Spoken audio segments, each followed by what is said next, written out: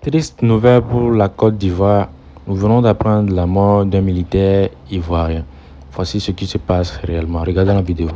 Famille, la nouvelle vient de tomber en Côte d'Ivoire. Un capitaine de l'armée a été déjà en Côte d'Ivoire. Mais on va écouter ici Chérif Ousmane qui donne les explications. C'est lui-même, tu vas l'écouter jusqu'à la fin, mais tu vas te poser la question, il dit quoi au juste?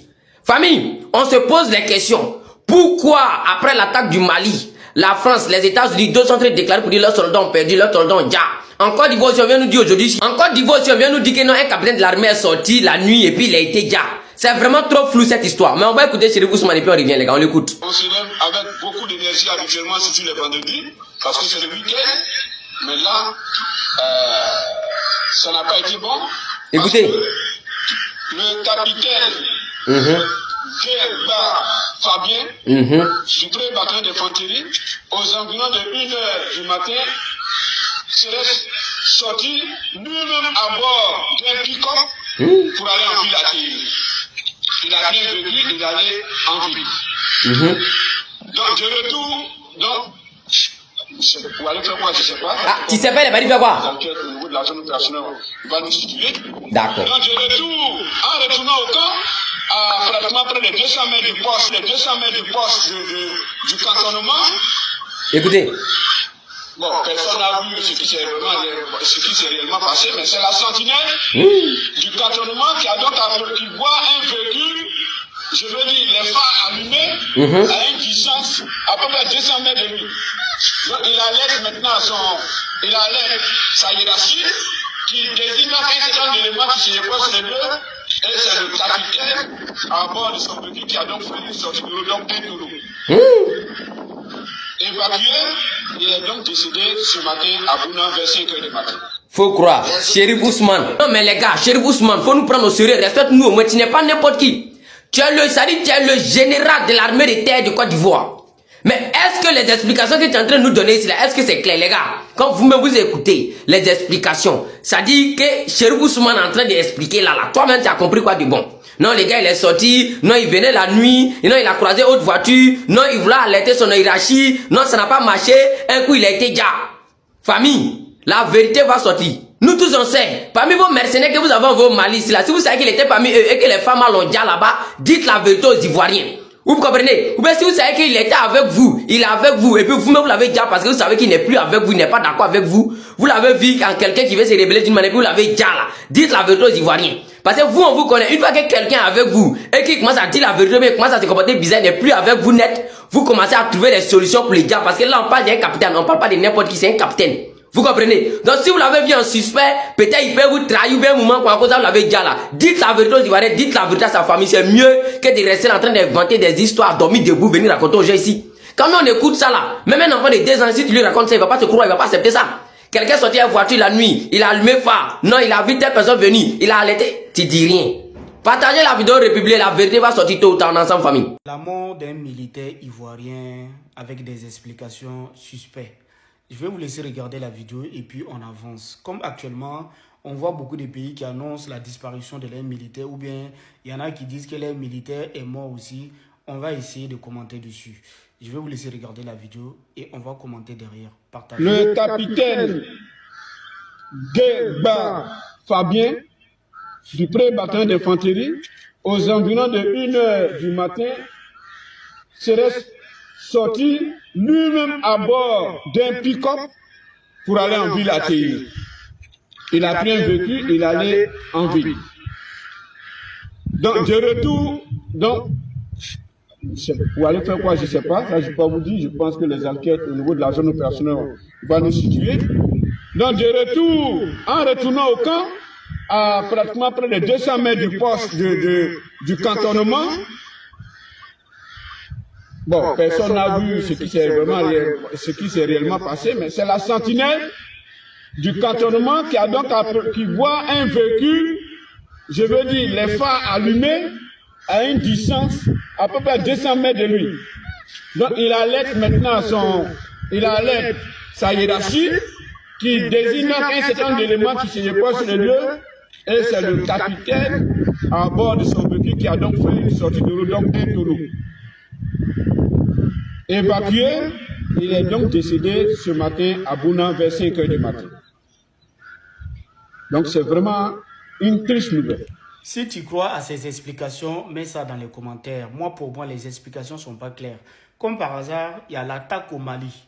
C'est après l'attaque au Mali qu'on entend les États-Unis disent qu'ils ont perdu 2 soldats et qu'ils sont en train de le chercher. On attend aussi la France annoncer la mort de 2 soldats. Et la Côte d'Ivoire dit qu'il y a un capitaine, il est sorti avec son pick-up seul, tard dans la nuit, on l'a vu après, on l'a mené à l'hôpital, il est mort et tout. Bon, c'est des commentaires, hein, c'est des questionnements. On a le droit de se poser des questions. Pour vous, est-ce que vous trouvez logique? Après l'attaque au Mali, on entend beaucoup de choses de gauche à droite. C'est les questions. En sachant qu'on entendait un journaliste français qui disait hier que la France et l'Ukraine étaient mêlés à ces histoires. Et qui parle de la France, on parle de la Côte d'Ivoire. Bon, nous on se pose des questions. Moi je ne sais pas, hein, je me pose des questions. Est-ce que vous aussi vous posez des questions? Commentez, partagez la vidéo massivement. Merci.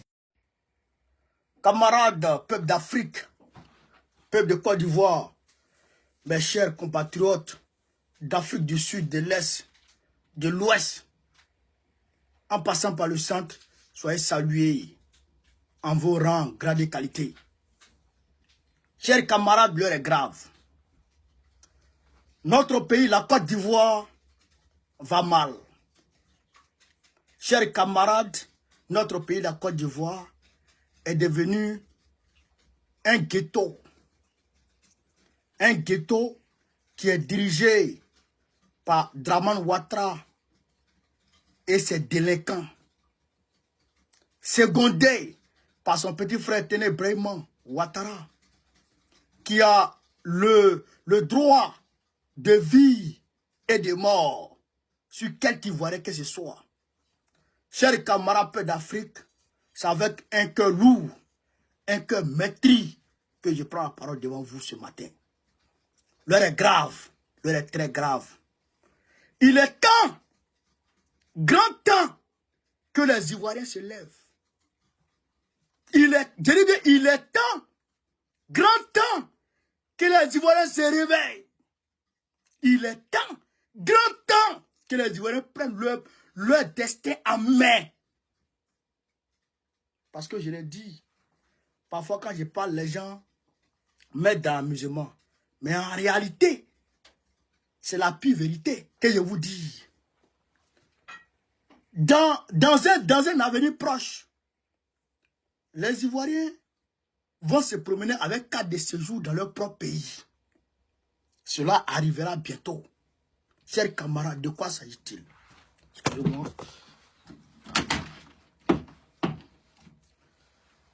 De quoi s'agit-il, chers camarades peu d'Afrique?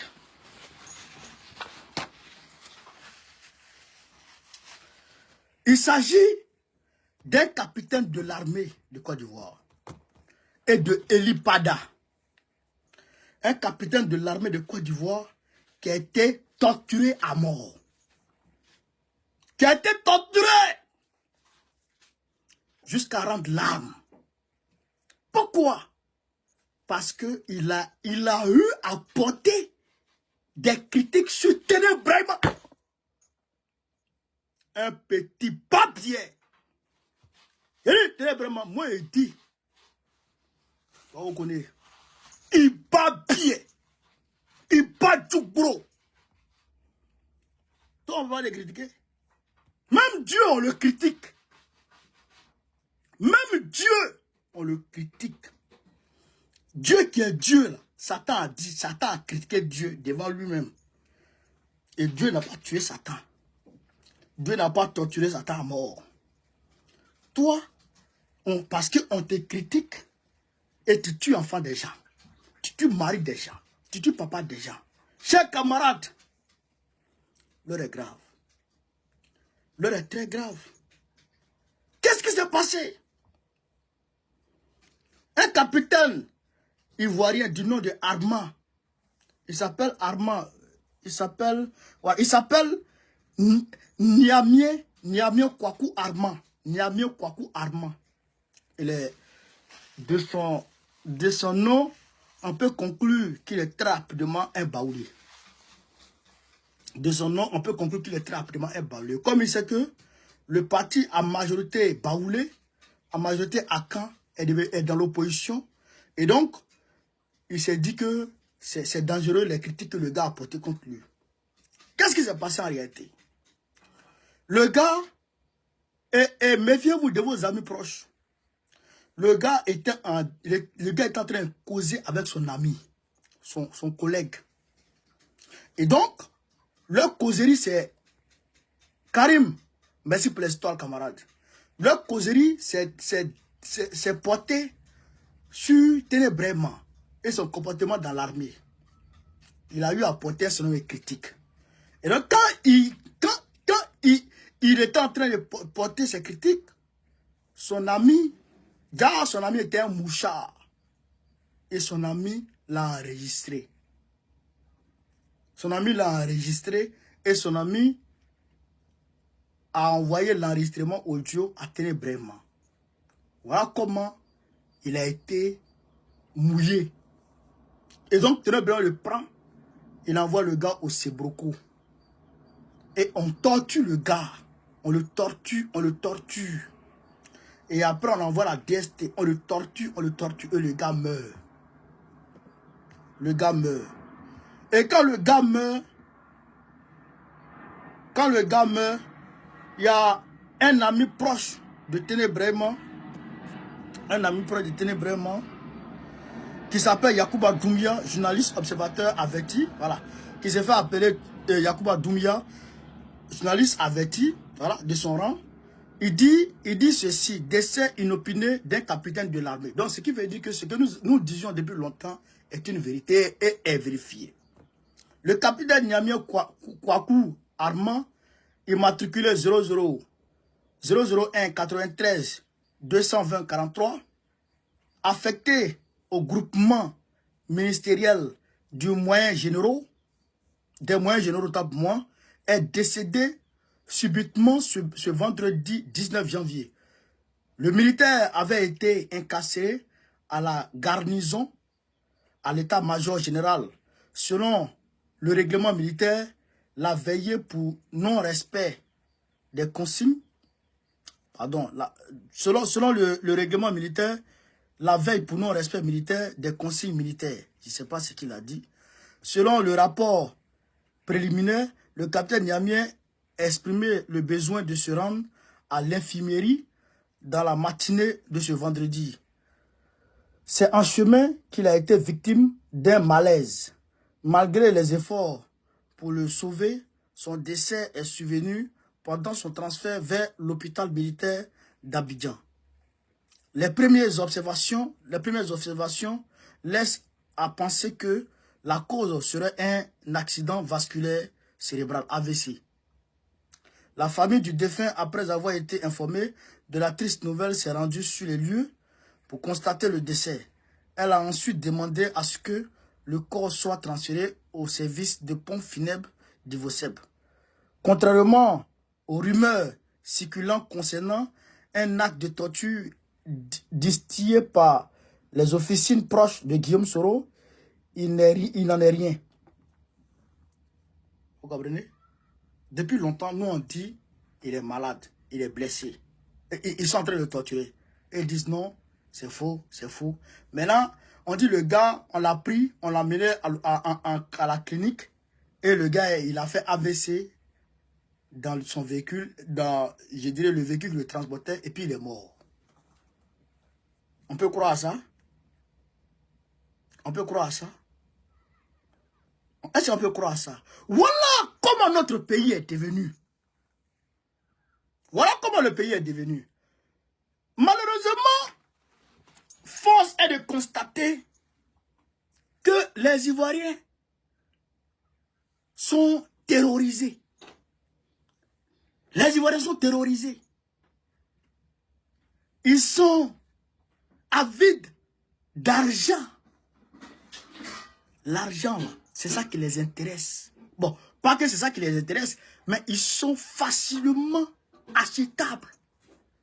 Donc, Ténébraiement et Draman utilisent l'argent et la terreur pour soumettre les Ivoiriens à leur dictat. pour soumettre les Ivoiriens à leur dictat, pour terroriser les Ivoiriens. Mais, ce que j'ai dit aux forces de défense et de sécurité, surtout les subalternes, vous voyez vous-même, vos salaires, vos primes pour la canne là, n'est pas payé. Vous ne recevez rien. Mais vous êtes là et vous regardez la situation. Vous ne recevez rien, mais vous êtes là, vous regardez la situation. Et donc, malgré ça, Draman Ouattara, il tue qui il veut, quand il veut et comme il veut. Les disparitions sont devenues monnaie courante en Côte d'Ivoire. Mettez le cœur, cher camarade Pédafrique, mettez le cœur, pompez le cœur. Les disparitions sont des monnaies courantes en Côte d'Ivoire.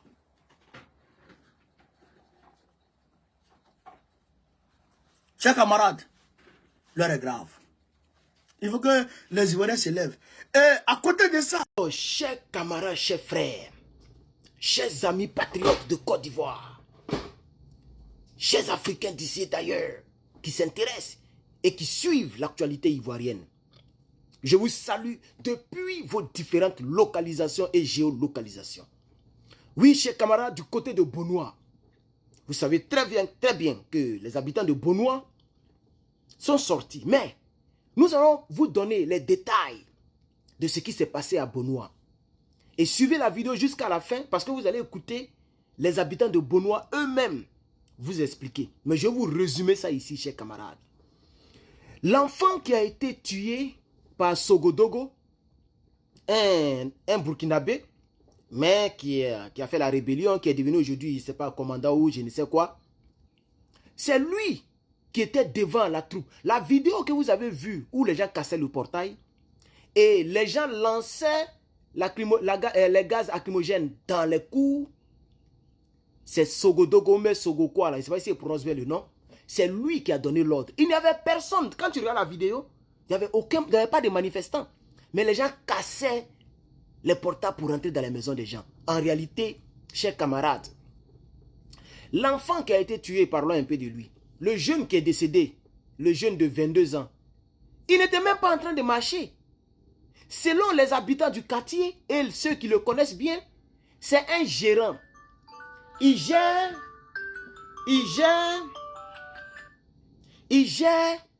un magasin. Donc, il venait de fermer son magasin et il cherchait à rentrer à la maison. Ils l'ont tué de la manière qu'ils ont tué en 2002 l'arrangeur, comment il s'appelle là? Oh, j'oublie même son nom. L'arrangeur musical là. C'est comme ça qu'ils ont éliminé ce monsieur. Oui, chers camarades, c'est comme ça qu'ils ont éliminé ce jeune. Il venait de fermer son magasin. Il gère, c'est la nuit, il gère quoi. Il a fermé, il partait à la maison et c'est comme ça qu'il a pris la balle. C'est même pas comme s'il était en train de marcher avec les gens. Il n'était même pas parmi ceux qui marchaient. C'est pourquoi il n'a pas fui, il fermait, il partait. Et les Savadogo, les gens commençaient à tirer à balles réelles. Et c'est comme ça ils ont touché le petit et le petit est décédé. Chers camarades, ils ont tué le petit de la façon, à la manière Marcellin Yassé.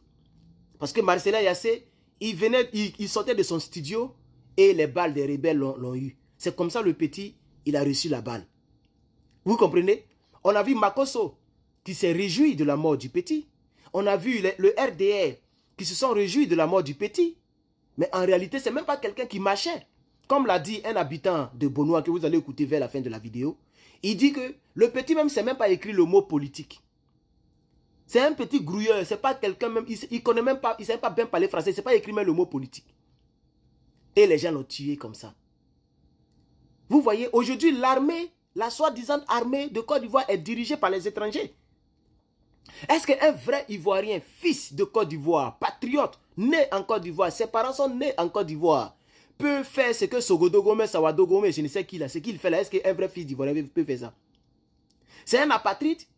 Au lieu d'aller aider Ibrahim Traoré pour faire le panafricanisme et pour arranger leur pays, pour travailler dur avec les VDP ou bien avec les personnes, la veille citoyenne, etc. Lui, à cause de l'argent, il est en train de malmener nos populations. Et c'est pourquoi j'en veux aux personnes qui les ont mis au pouvoir. Vous voyez, vous avez envoyé les gens là au pouvoir qui sont en train de malmener, maltraiter nos populations. C'est inacceptable. C'est inadmissible. En Côte d'Ivoire, la marche est légale, chers camarades. Même si une population marche et qu'elle n'a pas demandé la permission, comme Makosso le dit souvent. Puisque je l'ai bloqué sur ses pages, hein. Moi je ne le suis pas sur ses pages. Mais souvent les gens partagent, le RDR partage, les gens partagent et ça peut sortir. Et c'est pourquoi j'ai lancé la motion, j'ai dit aux gens, déconnectez-vous, il est payé par vue. C'est pourquoi vous le voyez tous les jours, il ne peut pas faire un seul jour sans faire direct. Il fait direct, il fait préenregistré, il fait direct, il fait préenregistré. Tout ça pour avoir de l'argent. De la part du RDR. Parce que lui-même c'est un étranger, c'est un Congolais. Il n'est pas ivoirien, ce Makosso. Et il nargue les Ivoiriens. Il nargue les Ivoiriens. Il parle de Mana Picasso comme s'il parlait à son petit frère. Vous voyez, chers camarades. Et c'est lui qui dit aux gens, si tu es garçon, il faut faire tant. Si tu es garçon, il faut faire tant. Et il n'est pas seul, ils sont nombreux. Des étrangers, comme le Péoun, le garçon Péoun de Paris, pas sous le de Paris, hein. Il y a un gars là, il n'a pas dit son nom ici. Lui qui fait cheveux bizarres. Ce bé là. Ou bien ce Guinéen là, qui se croit, il sait pas, il est vilain comme ça là. Voici des étrangers qui sont venus dans notre pays et qui ont eu papier. Et j'ai entendu, comment il s'appelle là, Zasso se plaindre de ça. Vous venez dans nos pays, on vous donne des papiers, on vous met à l'aise et aujourd'hui, vous vous associez avec un autre étranger, Dramane Ouattara, pour nous narguer. Mais vous avez raison. Chers camarades, nous sommes presque à 6 minutes. On va écouter la population elle-même. Hein? On va écouter la population elle-même, chers camarades. Ok? Donc, je vais donc vous permettre d'écouter ça. À la 6e minute, c'est parti. Le petit qu'ils ont tiré sur lui, c'est quelqu'un qui gère, comme on appelle, les magasins de boissons. C'est un gérant. Il a fermé son magasin et parti à la maison. Et ils ont tiré sur lui. Il n'a même pas demandé à faire quelque chose. Peut-être même tu vas fouiller, il ne s'est pas écrit politique. Moi, ils allaient sur moi, mon petit frère. Il était arrêté. Hein, il était au travail même. Donc pendant les fusillades et autres là, il ne sait pas où il s'est caché, il était arrêté. Il m'est venu le frôler. Actuellement, il vous parle à la balle à la maison. Bon, concernant la marche de Benoît, je constate que je sais pas, les chefs que le lieutenant Sowodogo, il y a eu 2 blindés.